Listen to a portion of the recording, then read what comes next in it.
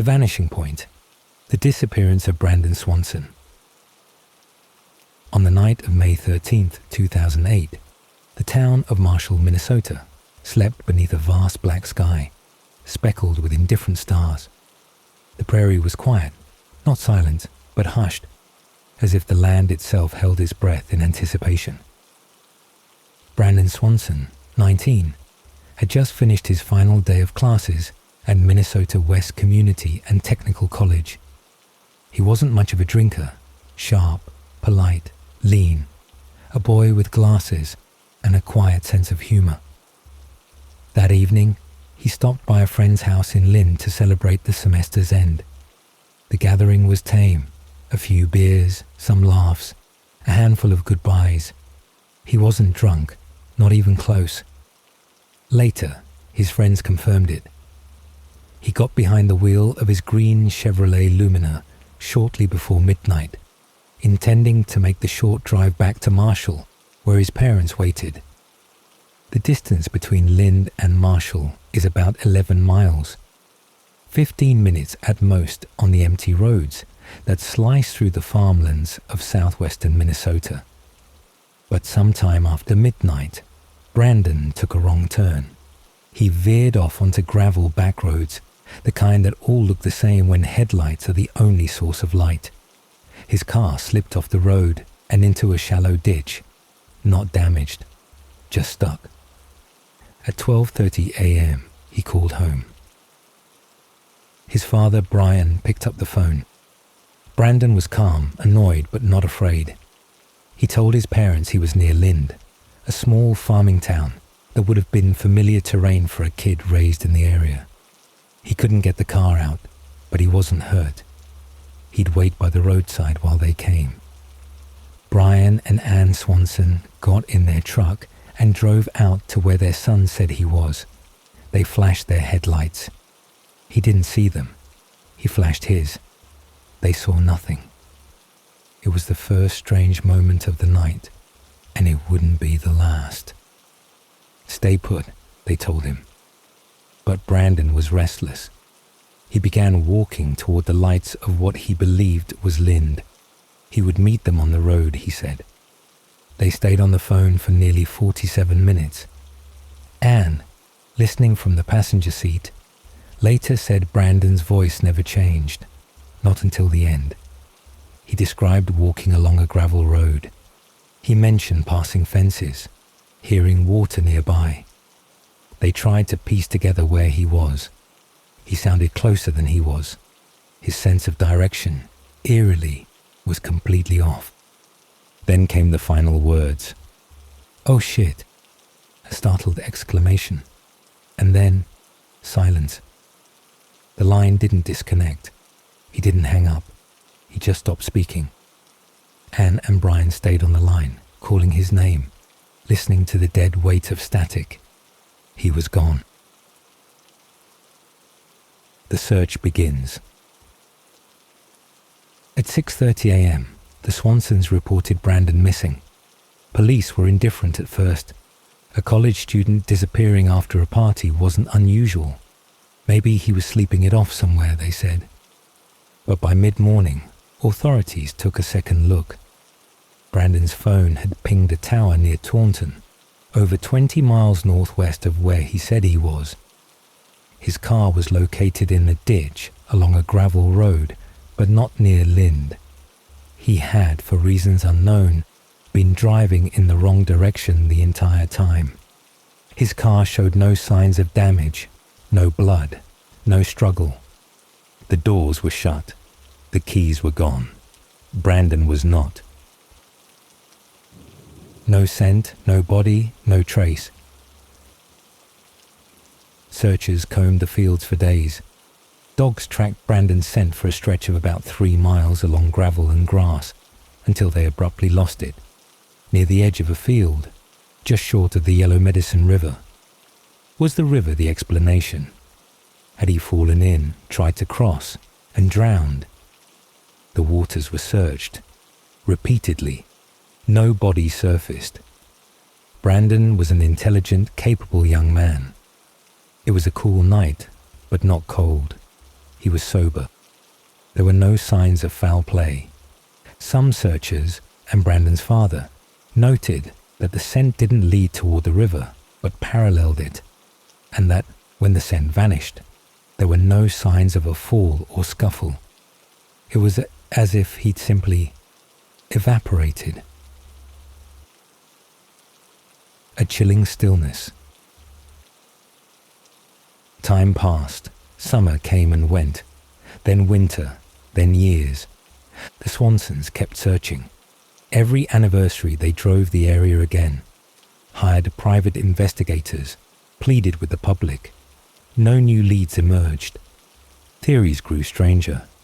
Some believed he had been abducted, perhaps struck by a car and taken by someone too afraid to come forward. Others whispered that he may have chosen to disappear, though nothing in his life suggested a motive. The most enduring theory, that he fell victim to the wild, endless sprawl of open land, lost and disoriented in a place that offered no landmarks, no witnesses, no second chances. In the years that followed, Brandon's story took on a ghostly presence. He became a kind of folklore, the boy who disappeared on the phone. People speak of that final moment. The casual conversation turned suddenly into a cry of alarm, swallowed by silence. The last known words. "Ah, shit, that's all. A noise, a reflex, a warning, a glimpse of something unseen. Was it a fall, a shadow, a sound in the dark, something human, or something else? No one knows." Brandon Swanson remains missing to this day. No trace, no body, no resolution. Just a phone call in the dark and the still, unmoving night.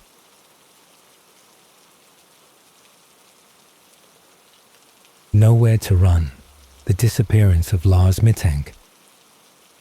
It was supposed to be a normal holiday.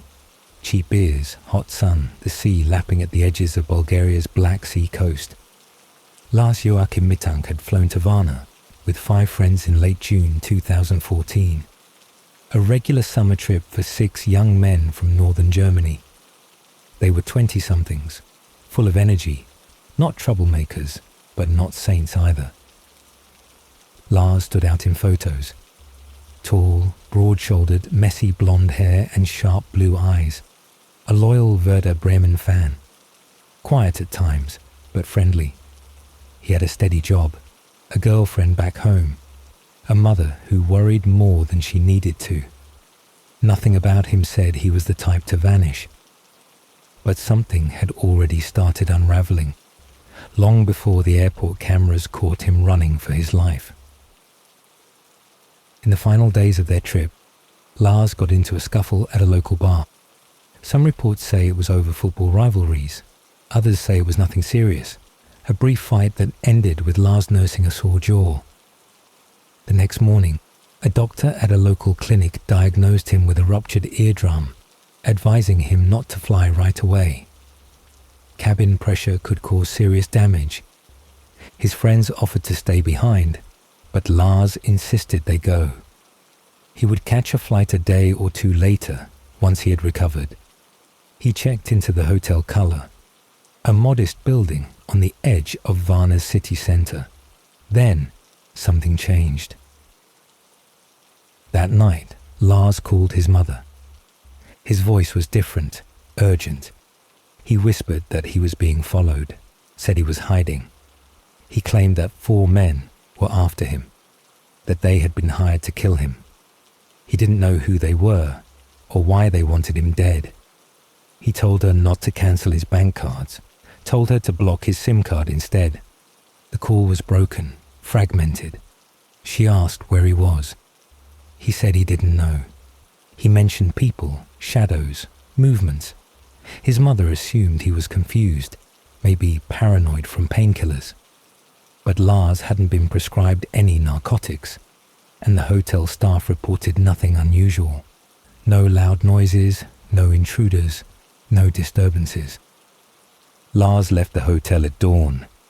He called his mother again, saying he had reached the airport and everything was fine. He was calm now. He even saw a doctor at the airport's clinic to confirm his fitness to fly.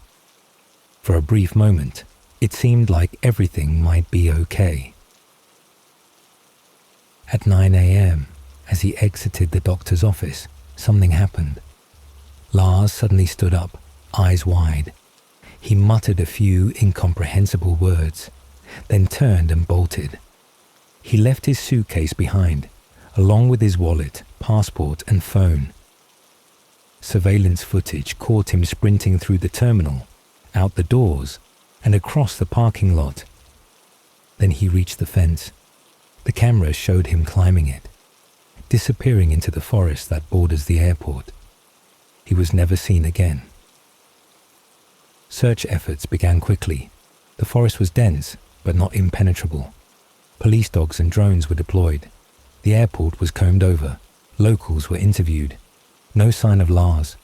There were no credible sightings, no security footage, no financial activity. His belongings remained untouched. There was no ransom note, no trace of an accident, no criminal report. In the following weeks, theories began to swirl.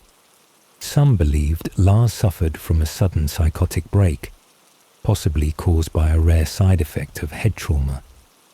Others believed he was targeted, stalked by someone unknown, forced to flee.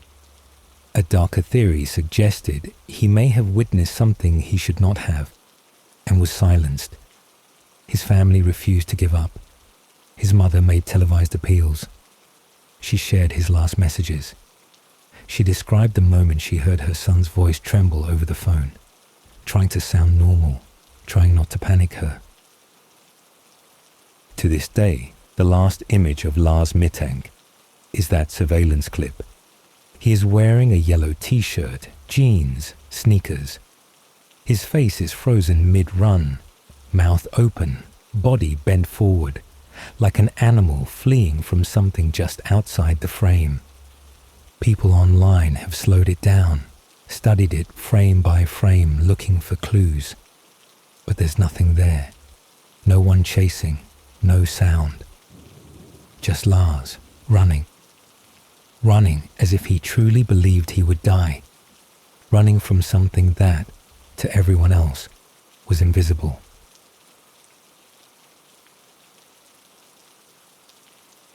The light that went out.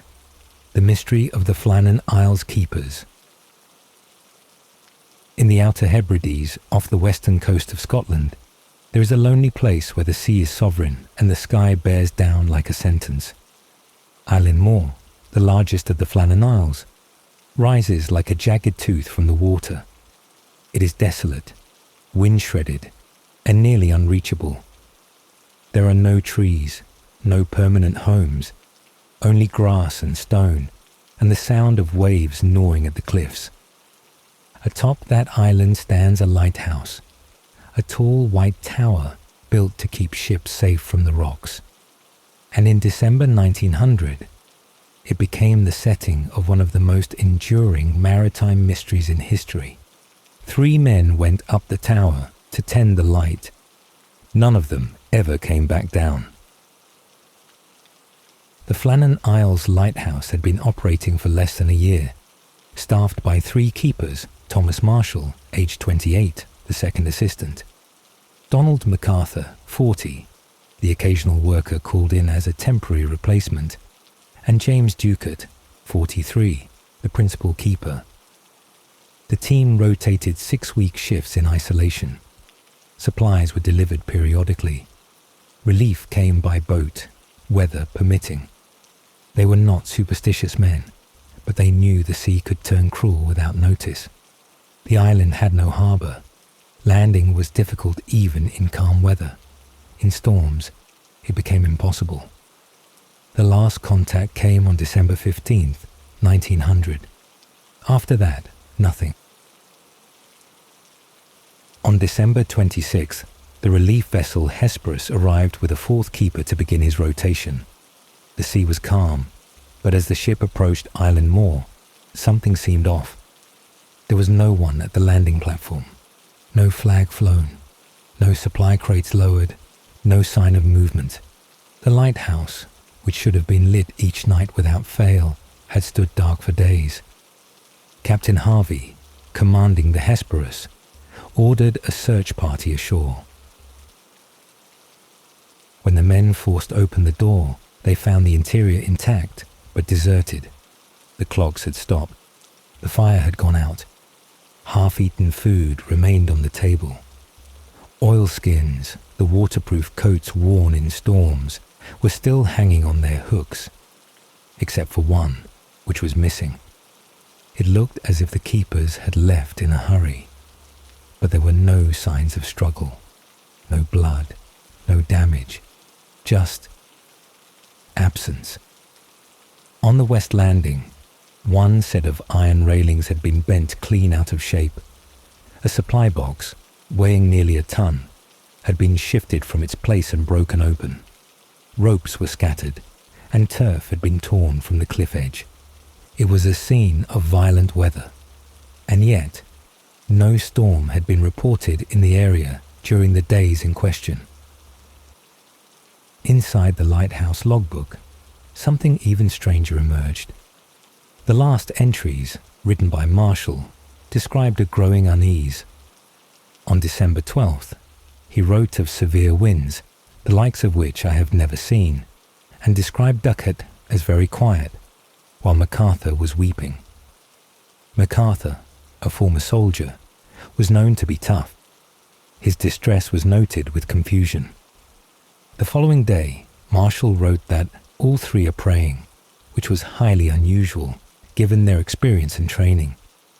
On December 15th, the final entry simply read, "Storm ended, sea calm, God is over all." That was it, nothing more. The official Board of Trade inquiry suggested that a sudden storm had pulled two of the men into the sea, perhaps while trying to secure equipment, and the third man had rushed out to help and been taken as well. It made sense. Sort of. But not completely. Why had MacArthur, the man whose oilskin was missing, gone out in such weather without proper gear? Why had they all left the lighthouse at once, violating strict protocol? Why had there been no storm reported during that time? And what had they been praying about, days before the supposed fatal moment? Locals whispered darker things. Some said the island was cursed, that the land itself devoured men. Others told stories of sea spirits, of creatures that came in the mist. The absence of bodies only fed the fire. The Flannan Isles lighthouse still stands. It is automated now, tended by machines. No men are sent to live there anymore.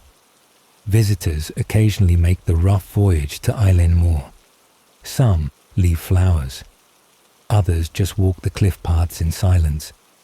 Everyone hears the wind differently up there. Some say it whispers.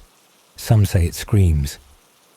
In the logbook at the bottom of the tower, the last words are still visible, carefully rewritten from the original. God is over all. And then, nothing. The disappearance of Brian Shaffer. It was the start of spring in Columbus, Ohio, 2006. The weather had just begun to soften, the streets carrying the sounds of laughter, heels clicking on concrete, and music leaking from bars. College students filled the city, their finals weeks approaching, their stress bleeding into spontaneous Friday nights. On the evening of March 31st, a Friday, Brian Shaffer, a 27-year-old medical student at Ohio State University, decided to go out with friends. His semester had been demanding. His mother had died just 3 weeks earlier, and though grief lay on him like a weight, Brian had always carried things with quiet grace. He wanted a night off. Just music, drinks, friends. Something ordinary. But nothing about what happened to him would ever be called ordinary. Brian met up with his friend William Clint Florence and later another friend, Meredith Reed. The three bar hopped through the arena district, drinking, laughing, unwinding. Their last stop of the night was a second-story bar with a strange name, the Ugly Tuna Saloona, perched at the end of a brightly lit alley near the OSU campus. They took the escalator up to the entrance just before 1:15 a.m. on April 1st. Brian was caught on the surveillance camera at the door, smiling, chatting with two women, then slipping inside. It was the last time anyone saw him. What followed was confusion. Florence and Reed said they lost sight of Brian inside the bar. They tried texting him, called, no answer. After searching around, they assumed he had gone home. They left around 2 a.m., thinking nothing more of it. But Brian never came home. His girlfriend, Alexis Wagoner, tried to call him all weekend. He didn't answer. They were supposed to leave for a spring break trip to Miami on Monday. He never showed. When his father, Randy Shaffer, couldn't reach him either, he filed a missing persons report. And that's when things got weird. Police reviewed the camera footage from the Ugly Tuna Saloona. There was only one public entrance, the escalator. One camera covered it fully. Brian is seen going in, but he is never seen coming out. Officers reviewed every frame, every person, every angle. They watched other patrons enter and leave. They watched his friends leave. But Brian simply disappeared from the feed. Investigators entertained the possibility that he might have left through a back service exit. But that route led into a dark, cluttered construction zone. Dangerous, unlit, and filled with debris. There were no cameras in that area. No one recalled seeing him there. And he left behind his phone, wallet, credit cards, passport, and keys. Every account says he had no reason to vanish. He was in love. He was planning a future. His grades were good. His life was stable. And yet, he was gone. Police interviewed everyone. Clint Florence, the friend who was last with Brian, refused to take a polygraph. So did another acquaintance. This raised eyebrows, but no evidence ever linked them to anything. Alexis, his girlfriend, left dozens of voicemails in the days after. One of them, she later said, simply said, "I love you, I miss you, and I hope you're okay." She hoped, absurdly, that he might just pick up one day. His phone never rang. Some suggested he faked his disappearance, maybe overwhelmed with grief. But his bank accounts were untouched. His phone remained silent. His passport was never used. No one matching his description turned up in hospitals, shelters, or morgues. Brian's father, Randy, never stopped looking. He distributed flyers, scoured online forums, consulted psychics. He walked the same alleyways again and again. Every year, on Brian's birthday, he posted tributes online, pleading for information. He held out hope for years. But in 2014, tragedy struck again. While cleaning debris during a windstorm, a tree branch struck Randy and killed him. He died without ever knowing what happened to his son. Brian's case became a legend in online true crime communities. The man who disappeared on camera. Dozens of theories swirled. Did he fall in the construction zone and die unseen? Was he murdered and carried out in a hidden way? Did someone inside the bar know more than they said?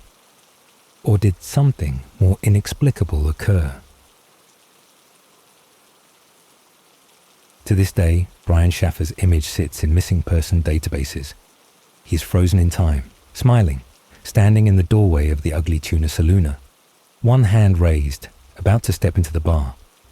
Everything after that is blank space. The surveillance footage plays again. In, not out.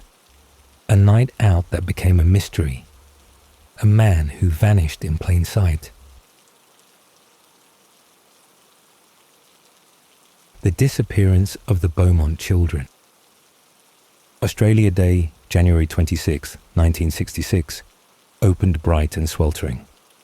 It was the kind of day Adelaide knew well. Cloudless skies, salt in the air, the beach stretching out like a promise. The Beaumont children, Jane, age 9, Anna, 7, and Grant, 4, woke up early, excited. They had made this trip before, a short bus ride from their home in Somerton Park to Glenelg Beach, a popular local hangout where families gathered on summer days. Their mother, Nancy Beaumont, had hesitated at first. She had never let them go alone before. But Jane, the eldest, was careful and reliable. The children knew the route, and the bus ride was less than 5 minutes. Nancy gave them coins for the fare and for snacks, told them to be back by noon. They were never seen again. The morning they vanished. Witnesses saw the children arrive at Glenelg around 10 a.m. They played in the shallows, ran across the sand. They stopped at a nearby bakery where Jane used a £1 note to buy pastries. That puzzled her parents later. She hadn't been given that much money. Someone must have given it to her. Multiple people described seeing the 3 children in the company of a tall, blonde, suntan man, estimated to be in his 30s, fit and friendly. He was sitting with them on the grass, helping them pack up their belongings. The group seemed at ease. By 2 p.m, Nancy began to worry. She waited at the bus stop. One bus came, then another, but her children didn't step off either. By 5 p.m, she contacted the police. By nightfall, all of Adelaide knew the names Jane, Anna, and Grant Beaumont. The investigation began immediately. Officers combed the beach, questioned dozens of witnesses. Descriptions of the blonde man were compiled, but no one knew who he was. The children's last confirmed location was a park near the beach, just before noon. There were no screams, no signs of struggle, no blood, no belongings, no clothing, nothing. Days passed, then weeks. Posters went up across the country. A private reward was raised. Leads poured in. Psychics offered help. Every tip led nowhere. The case shattered Australia's sense of safety. In 1966, it was normal for children to walk unsupervised, to play on the beach, to speak with strangers. After the Beaumonts, everything changed. Parents kept their children close. Doors were locked earlier. Trust vanished. The media seized on every possible development. But every time the public felt they were near an answer, the trail went cold. The Beaumont family never moved from their home. Nancy and Jim Beaumont kept the children's rooms untouched for years. They answered every phone call. They followed every rumor. They never saw their children again. As the years passed, the sightings became stranger. Some claimed to have seen the children boarding a plane. Others thought they recognized them at various shopping centers. One woman reported hearing children crying in a nearby house, but by the time police arrived, there was nothing to be found. Jane, Anna, and Grant became shadows in photographs, frozen in time, smiling on the sand, unaware of what waited. No bodies were ever found, no arrests were ever made, and no one ever came forward. Enduring theories. Over the decades, several theories have gained traction. None have been proven, but each reveals something unsettling about the case and the human mind's need to find a reason for the unthinkable. 1. The friendly stranger theory. Many believe the blonde man seen with the children was a predator, someone who had groomed them during previous visits to Glenelg. He may have earned their trust over time, offering sweets, playing games, and giving money. On that day he struck. This theory is supported by Jane's purchase with an unexpected £1 note. 2. The Arthur Stanley Brown theory. Arthur Brown, a man from Queensland accused of murdering 2 young girls in 1970, bore a strong resemblance to the Glenelg man described by witnesses. He was never tried due to dementia, but his photo and behaviour caused speculation that he may have been involved in the Beaumont case as well. 3. The Harry Phipps theory. In the 1990s, a woman claimed that her father, Harry Phipps, a wealthy and eccentric man who lived near the beach, had murdered the Beaumont children. 2 men later claimed they had dug holes in his factory yard at Phipps's request around the time of the disappearance. Forensic digs were conducted in 2013 and again in 2018, but no remains were found. 4. The accidental death cover-up theory. Another theory suggests that the children may have died accidentally, either due to a mishap at the beach or while playing in an abandoned building. In this version, an adult panicked and hid the bodies, and the cover-up spiraled into legend. But this theory lacks any concrete evidence or a clear timeline. 5. Stranger abduction with no prior contact. The most chilling possibility is also the simplest, that a stranger abducted all 3 children swiftly and efficiently with no prior grooming.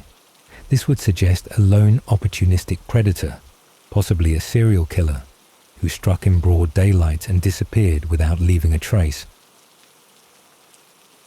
The Beaumont case remains open. In Australia, it is more than a mystery. It is a national scar, a wound that refuses to close.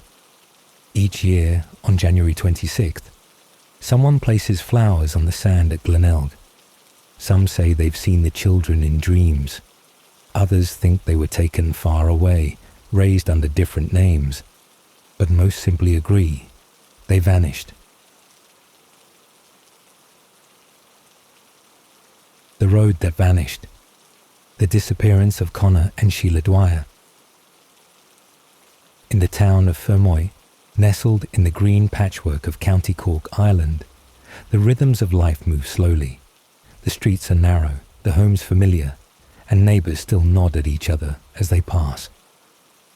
In the spring of 1991, life for Conor Dwyer, 62, and Sheila Dwyer, 61, was routine. They had been married for decades, living quietly in their modest bungalow near St. Coleman's Cathedral. They were not the kind of couple anyone would expect to disappear. And yet, on the evening of May 1st, 1991, they walked out of their home, climbed into their white Toyota Cressida, and were never seen again. That evening, the Dwyers told their family they were going to a funeral. Not far. They left around 6 p.m, dressed neatly, as they always were. Conor wore his usual grey coat. Sheila wore light lipstick and a gold watch. It was the kind of outing they made frequently. Nothing unusual, nothing hurried. The plan, it seemed, was to drive to a wake being held in a nearby town. They didn't say which one. They didn't mention whose funeral it was. They simply said they'd be back later. But when the hours passed and the Dwyers didn't return, concern began to grow. Their adult children called neighbours, hospitals, friends, and yet, nothing. The next morning, their home still sat undisturbed. Beds made, dishes washed. The car was gone, and with it, Conor and Sheila Dwyer. At first, the Gardaí, Ireland's national police, considered the usual explanations. A car accident on a rural road, Perhaps they had gone off the side of the road at night, crashing into a ditch or down an embankment. The countryside around Fermoy is laced with small bridges and back roads, many without railings. But the roads were searched, ditches combed, rivers examined. No tire tracks, no debris, no broken branches, no sign that a car had ever left the road. As days passed, a deeper worry took root. There was no bank activity, no phone calls, no passport use. Gardaí reached out to Interpol and issued alerts across Europe. If the Dwyers had fled intentionally, they left no footprint behind. They had no debts, no known enemies. They were not involved in anything criminal or suspicious. They were kind, church-going, close to family. They had no reason to run and no need to hide. Their children were baffled. They described their parents as traditional, unadventurous, gentle people who spent their days reading, gardening, or visiting their grandchildren. The idea of them vanishing like ghosts seemed impossible. And yet, the impossible had happened. As the years dragged on, alleged sightings were reported, but none were confirmed. One woman claimed she had seen them in a pilgrimage town in Lourdes, France, silently lighting candles in a chapel. A man insisted he saw them in a Munich train station, boarding a commuter line, looking confused but determined. Some believed the Dwyers had chosen to disappear, perhaps under pressure unknown to the rest of the family.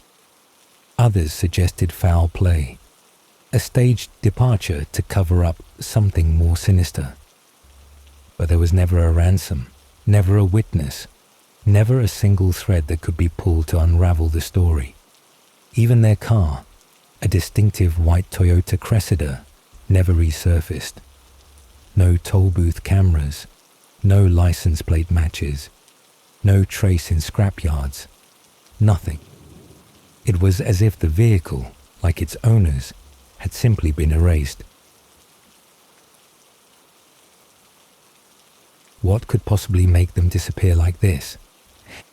In the absence of answers, the theories began. Some pointed to the Troubles, suggesting an accidental involvement with something political or secret. Others thought it could be a deeply personal matter, a long-kept secret, an old shame, a quiet suicide pact carried out with perfect privacy. But no notes were left, no calls were made, and Sheila had arranged her sister's birthday celebration the day before the disappearance. Nothing in her behavior suggested goodbye. Some whispered of rural disappearances. Stories passed quietly among older generations about people who simply walked into the forest and never returned, swallowed by the land itself. The Dwyer's case has never been closed. Their names remain in databases. Their photos, grainy and yellowing, still hang in Fermoy Garda Station. In 2019, the case was revisited by investigators with fresh eyes. They reviewed the file, re-interviewed family, and appealed to the public again. A full cold case review was promised, though no new information has surfaced. To this day, no remains have been found. No vehicle has been recovered. No confirmed sighting has been verified. Just a quiet country road and 2 empty seats at the family table.